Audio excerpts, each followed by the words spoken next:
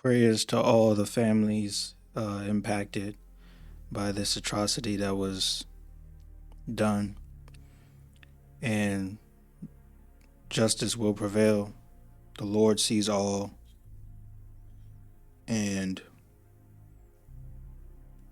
this is terrible. And it's not uncommon to know why, or to not expect people to not make it that big in the news. You know what I'm saying? We we get it. We understand.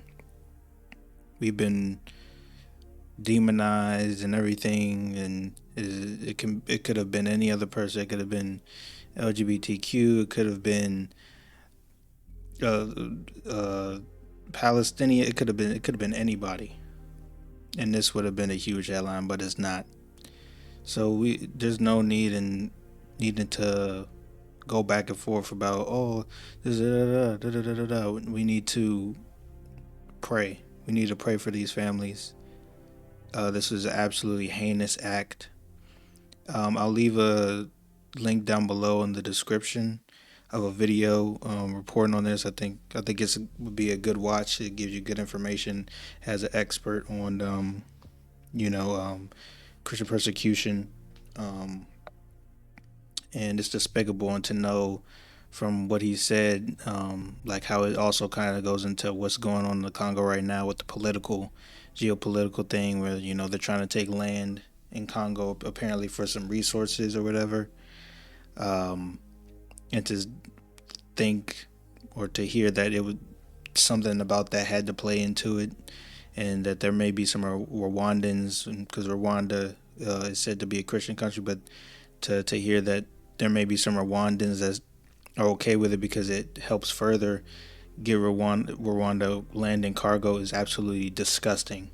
It's disgusting, and we should not be murdering and killing people over land. A human life is way more than any land. A human life is way more than anything. It's priceless, and Jesus paid the ultimate price. So to see something like this happen or to hear about this, I I thank God that that we don't have to see this, and I pray I never have to, and I pray that this never happens again. And those of us who have channels, those of us who have voices, we will speak up. No shame and condemnation of those who don't, but we stand in agreement with the families that justice be served. Of course, the Lord is going to serve justice His own way, and we trust that the Lord will serve justice to what happened to these people that had their lives taken away from them by murderers. And we pray that they see the error of their ways and that they turn their lives to the Lord as well. And yeah, this is disgusting. This is disgusting. This should not be happening. You know, um, and yeah, this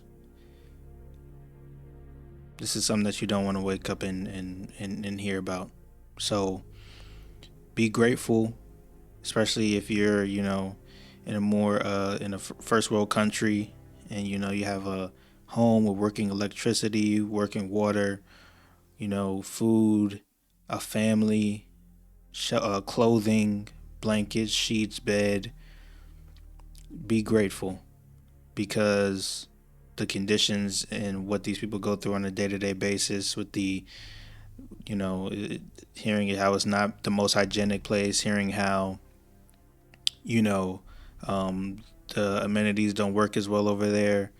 It's these people go through things that nobody should go through in the year 2025 at this point in time and in this generation. So be grateful for what you have, and thank the Lord, and be way more thankful than you are asking of anything from the Lord. We already have everything in Him anyway, but this is a reminder for us to be thankful. Those of us who are born in more fortunate situations, especially African American people who most like to complain. This is a wake up call to be grateful, and that the struggles that we face here um, is minuscule to the amount of things that people go through in these third world countries, where violence runs rampant, and uh, you know, things like this, happen regularly. That should not be a phrase coming out of anybody's mouth. So be grateful for what you have. Be grateful to the Lord and steward over what He's given you in righteousness, and be a good steward over it. Because one day, you could possibly be in a position to be able to help, to be able to send something, to be able to, be a part, right?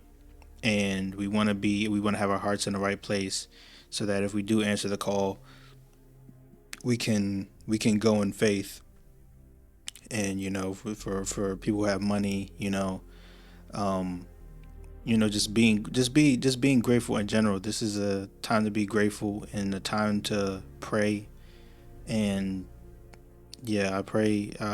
It's good to know that these people are now with the Lord, that they're in a better place, and that they've, you know, um, that they're with the Father. And yeah, so thank you guys so much for watching this video, and I will talk to you guys later. Godspeed.